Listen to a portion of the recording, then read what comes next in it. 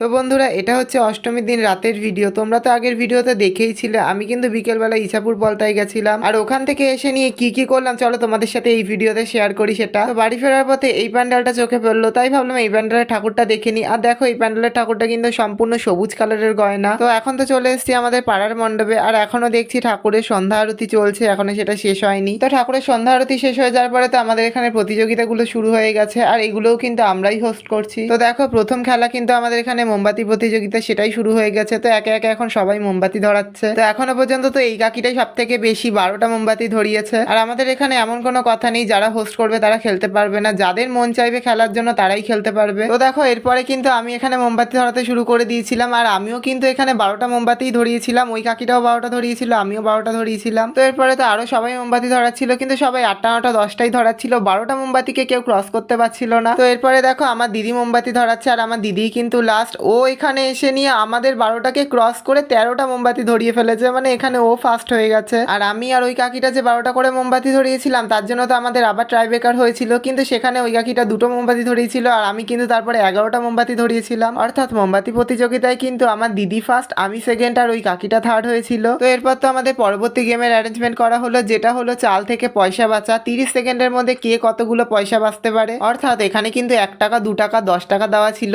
যত টাকা তুলবে ততই কিন্তু পয়েন্ট যোগ হবে। তো আমার অষ্টমীর দিনটা তো এভাবেই কাটলো। তোমাদের ভিডিওটা কেমন লাগলো অবশ্যই কমেন্টে জানিও। দেখা হচ্ছে কাল।